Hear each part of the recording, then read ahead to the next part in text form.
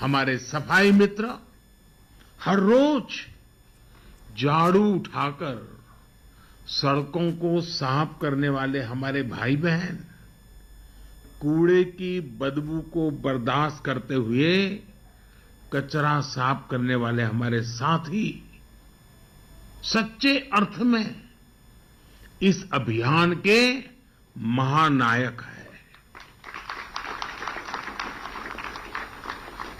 Corona के कठिन समय में उनके योगदान को देश ने करीब से देखा है, अनुभव किया है।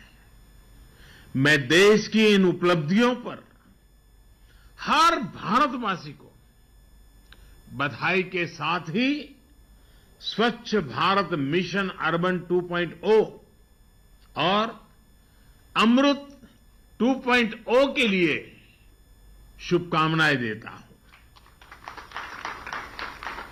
और इससे सुखद ये क्या होगा कि ये नई शुरुआत आज गांधी जयंती के एक दिन पहले ही हो रही है। ये अभियान पूज्य बापू की प्रेरणा का ही परिणाम है और बापू के आदर्शों से ही सिद्धि की ओर बढ़ रहा है। आप कल्पना करिए, स्वच्छता के साथ साथ इससे हमारी माताओं बहनों के लिए कितनी सुविधा बढ़ी है।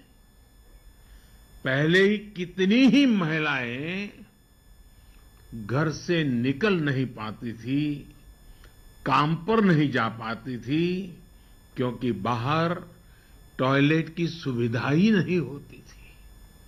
कितनी ही बेटियों को स्कूल में शौचालय न होने की वजह से पढ़ाई छोड़नी पड़ती थी। अब इन सब में बदलाव आ रहा है।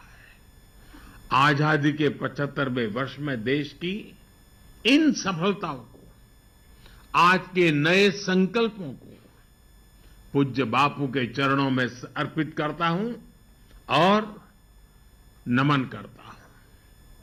साथियों, हम सभी का ये भी सौभाग्य है कि आज ये कार्यक्रम बाबा साहब को समर्पित इस इंटरनेशनल सेंटर में आयोजित हो रहा है। बाबा साहब असमानता दूर करने का बहुत बड़ा माध्यम शहरी विकास को मानते थे। बेहतर जीवन की आकांक्षा में गांवों से बहुत से लोग शहरों की तरफ आते हैं। हम जानते हैं कि उन्हें रोजगार तो मिल जाता है, लेकिन उनका जीवन स्तर गांवों से भी मुश्किल स्थिति में रहता है। ये उन पर एक तरह से दोहरी मार की तरह होता है। एक तो घर से दूर और ऊपर से ऐसी कठिन स्थिति में रहना। इस हालात को बदलने पर, इस असमानता को दूर करने पर बाबा साहब का बड़ा जोर था। स्वच्छ भारत मिशन और मिशन अमृत का अगला चरण बाबा साहब के सपनों को पूरा करने की दिशा में भी एक अहम कदम है। साथियों, आजादी के इस 75वें साल में देश ने सबका साथ, सबका विकास और सबका विश्वास के साथ ही सबका प्रयास का आह्वान भी किया है। सबका प्रयास की ये भावना स्वच्छता के लिए भी उतनी ही जरूरी है।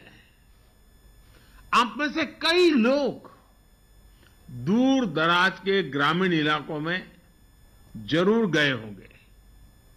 आदिवासी समाज के पारंपरिक घरों को जरूर देखा होगा। कम संसाधनों के बावजूद उनके घरों में स्वच्छता और सौंदर्य को देखकर हर कोई भी आकर्षित हो जाता है। ऐसे ही आप नॉर्थ ईस्ट में जाइए, हिमाचल या उत्तराखंड के पहाड़ों पर जाइए, पहाड़ों पर छोटे छोटे घरों में भी साफ सफाई की वजह से एक अलग ही सकारात्मक ऊर्जा प्रवाहित होती है।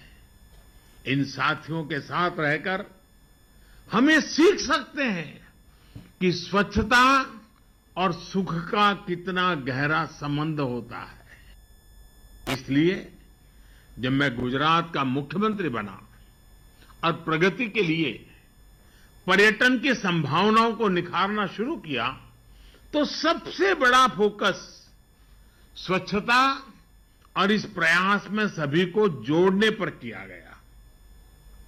निर्मल गुजरात अभियान जब जन आंदोलन बना तो उसके बहुत अच्छे परिणाम भी मिले।